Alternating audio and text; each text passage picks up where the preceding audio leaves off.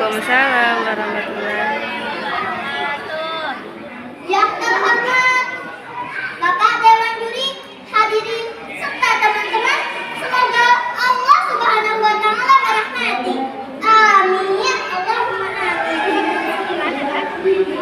Hari ini saya akan menceritakan cerita rakyat yang berjudul Asal-usul Situ Bagendit. Jadi, begini ceritanya. Pada zaman dahulu, di bagian barat Pulau Jawa, hiduplah seorang janda kaya tanpa seorang putra. Ia mempunyai harta yang berlimpah ruah. Tetapi ia sangat dikit dan lemah. Ia bukan sombong, terutama kepada orang-orang miskin. Janda kaya itu bernama Nyai Bagendit, dan seluruh warga memanggilnya Nyikit. Setiap hari, Nyikit tidak pernah lupa mengisi kekayaannya yang semakin banyak.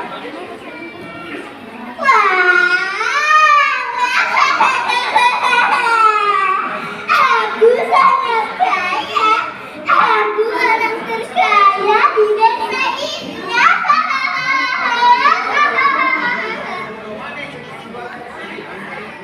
Saat Nyikit tengah asik dengan kekayaannya, tiba-tiba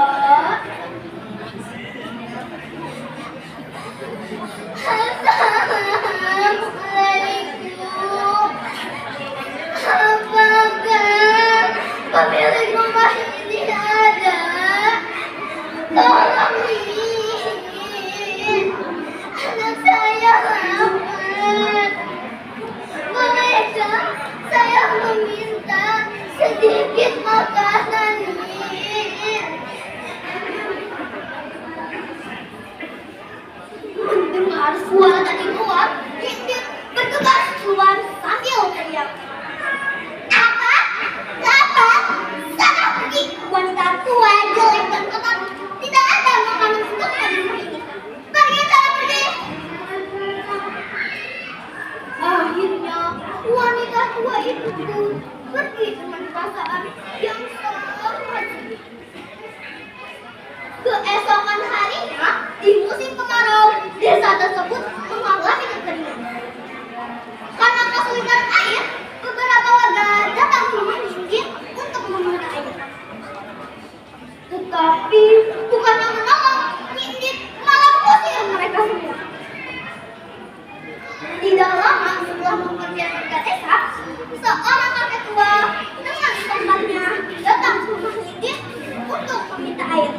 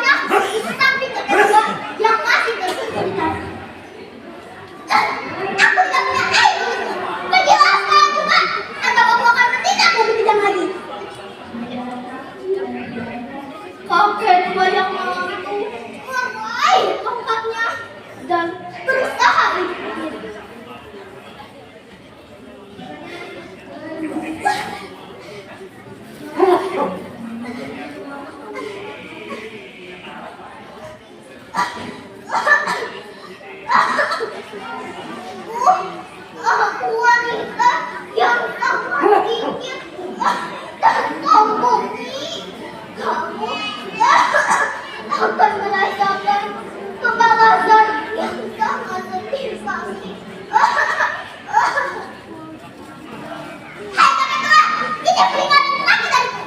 Pergilah, cepat pergi. Akhirnya apa ini? Kenapa kuat di bekas tongkatku, ha? Kau seorang penyihir ya? Oh, yang kuat semakin derasnya hati separuh rumah ini mulai bergerak. Sedangkan hati tua dengan kasarnya hilang saja tak bergerak. Ayo, hatiku, tidak, di mana perhiasanku? Ayo, tolong, ayo, tolong.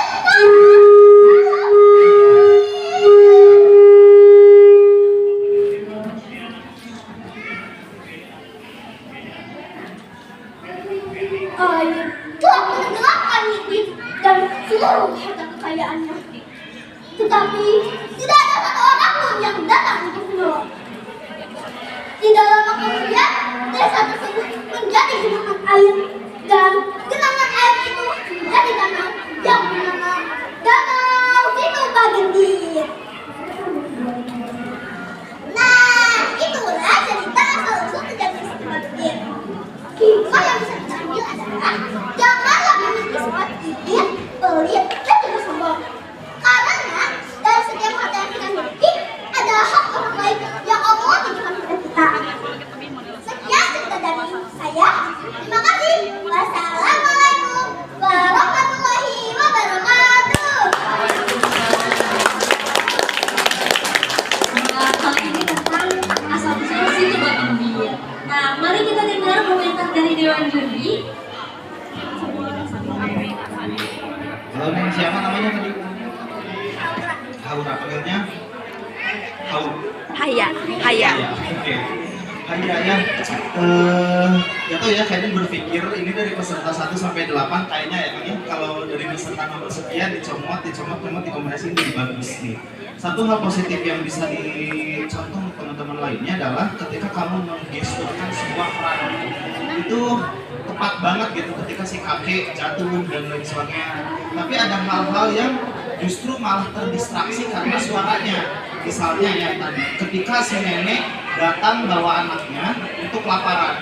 Kayaknya kaget kirain itu nangis gara-gara jatuh dari sepeda karena kayak kesakitan gitu. Harusnya lebih merimis karena kan kondisinya anaknya kelaparan. Harusnya lebih memelas, lebih lirih.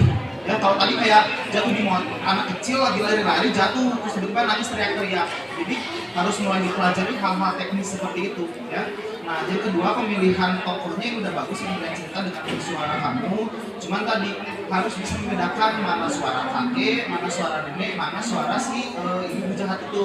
Nanti kamu belajar sama mama atau sama guru, tanya aja Bu, di sini siapa yang paling julid? Kamu belajar lebih julid lagi pada saat tunjukin emas, ya. Karena tadi kamu seolah-olah anak baik dipaksa harus jadi julid gitu. Ngerti nggak? Kamu tuh anak kelihatannya tuh sosok aslinya tuh kamu tuh orang baik, terus berperan sebagai orang jahat, jadi seolah-olah dipaksakan jadi orang jahat. Nah, nanti belajarnya ke gurunya atau ke mama atau ke siapapun di rumah, gimana caranya menggunakan mata untuk lebih tajam ke orang lain. Kan kita lagi sombong bikin emas yang begitu banyaknya. Ya, siap ya? Jadi ketika mendongeng lupakan karakter kamu yang sebenarnya, jadi orang jahat aja karena kan ceritanya orang jahat. Ya, itu aja pesan dari Haiden. Pemilihan ceritanya udah bagus sesuai dengan karakter kamu. Tinggal satu lagi, kalau next masuk jadi perwakilan kabupaten atau dimanapun lomba ya pesan bedakan antara suara dan gestur. Kalau suaranya lirih, gerakannya harus seperti apa. Jadi jangan seragam ya. Tidak semuanya menangis itu satu cara. Ya menangis gara-gara belum dibeliin permen beda. Soalnya lucu. Menangis gara-gara jatuh dari sepeda juga beda. Nah, dan pelajari hal teknis yang berbeda lagi ya. Karena kamu punya bakat yang kuat. Ya. Oke, terima kasih.